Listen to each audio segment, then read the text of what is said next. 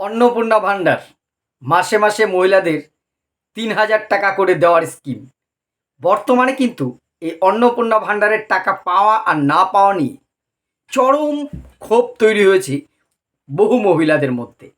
অভিযোগ, অনেকে যোগ্য হওয়া সত্ত্বেও মাসে মাসে ৩,০০০ টাকা ভাতা সেটা পাচ্ছেন না, যেটা আগের সরকারের আমলে ১,৫০০ টাকা তারা পেতেন। কেন এই অবস্থাটা?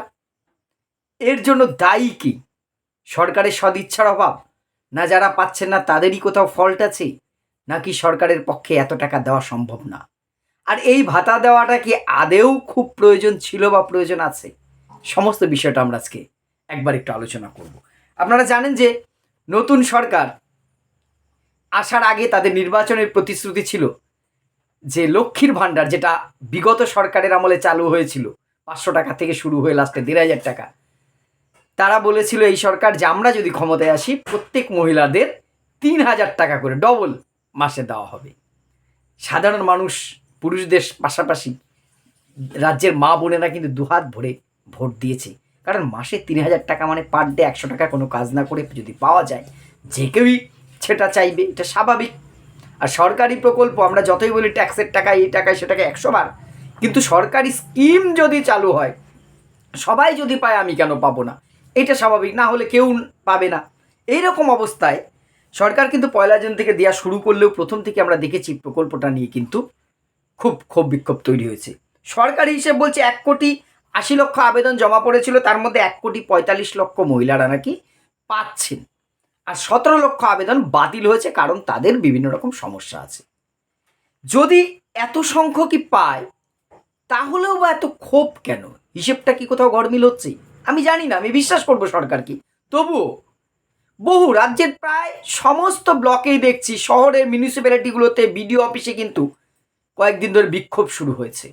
বহু মহিলারা বলছেন যে আমাদের এই টাকাটা প্রয়োজন, কেন পাচ্ছি না আমি যোগ্য হওয়া সত্ত্বেও।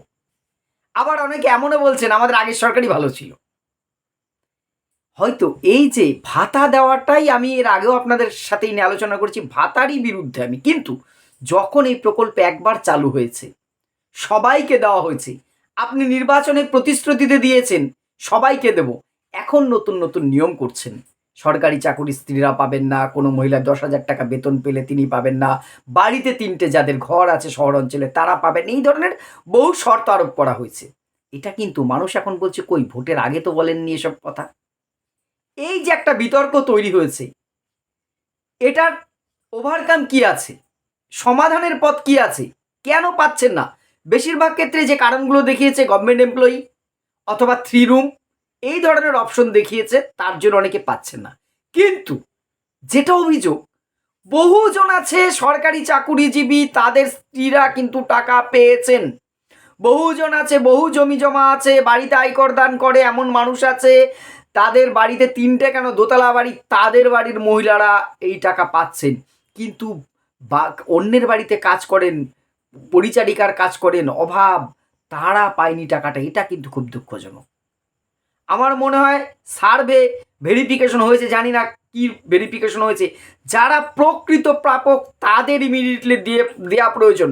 যারা এই টাকাটার ওপর দাঁড়িয়ে আছে, চিকিৎসা খরচ, কোনো একজন মহিলা যার কেউ নেই, তার এই টাকাটা দিয়ে চলছে, বাচ্চার পড়ার খরচ চালাচ্ছে, এরকম বহুজন আছে। কিন্তু ৩,০০০ টাকাটা আমাদের অনেকের কাছে ছোট মনে হলেও একজন সাধারণ মধ্যবিত্ত, নিম্নবিত্ত, দরিদ্র পরিবারের কাছে কিন্তু অনেক।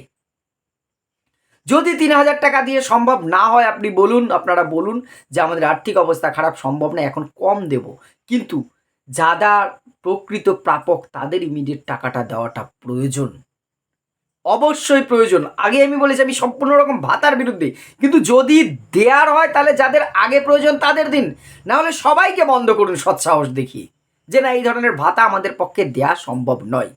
কিন্তু বন্ধ করে দেওয়াটা এই মুহূর্তে অতটা সহজ নয়। এই অভ্যস্ত হয়ে যায়, তখন কিন্তু ফট করে আর বন্ধ। এমন এক রাজনীতি শুরু হয়ে গেছে আমাদের রাজ্য তথা আমাদের দেশে, পাইয়ে দেওয়ার রাজনীতি, শুনতে খুব খারাপ লাগলেও এতে করে কিন্তু এই টাকা দিয়ে রাজ্যের দেশের অনেক উন্নতি করা যেত। কিন্তু যেটা এই পাইয়ে দেওয়ার রাজনীতি একবার শুরু হয়ে গেলে, আমি যখনই কোনো কাজ না করে একবার টাকা পাবো, তখন কিন্তু আমার আর সেটা না পেলে সহ্য হবে না। মানুষের মধ্যে কিন্তু ক্ষোভ বাড়ছে। সরকারের উচিত একদম গভীরভাবে এর পর্যালোচনা করা দরকার। প্রকৃতপক্ষে যারা প্রাপক, খুব অভাবী, তাদের টাকাটা 3,000 আরও বেশি দিন। আর যারা সচ্ছল, অতি সচ্ছল, ধনী, তাদেরকে বন্ধ করুন। কোথাও যেন সিস্টেমের মধ্যে কোথাও একটা গণ্ডগোল থেকে যাচ্ছে। তার রাজনৈতিক কারণ কি আছে না আছে হয়তো সেই বিষয়ে আমাদের কাছে সবটা স্পষ্ট নয়। এটা ইমিডিয়েট যদি না মেটে, এটা নিয়ে কিন্তু ক্ষোভের তৈরি হয়েছে। অনেক মা বোনেদের মধ্যেই দেখছি ক্ষোভ তৈরি হচ্ছে। আমরা চাই ক্ষোভটা মিটুক এবং স্পষ্ট একটা রুলস জারি হোক এবং সঠিকভাবে এটার ব্যাখ্যা বিশ্লেষণ হয়ে যারা প্রকৃত প্রাপক তারা পাক।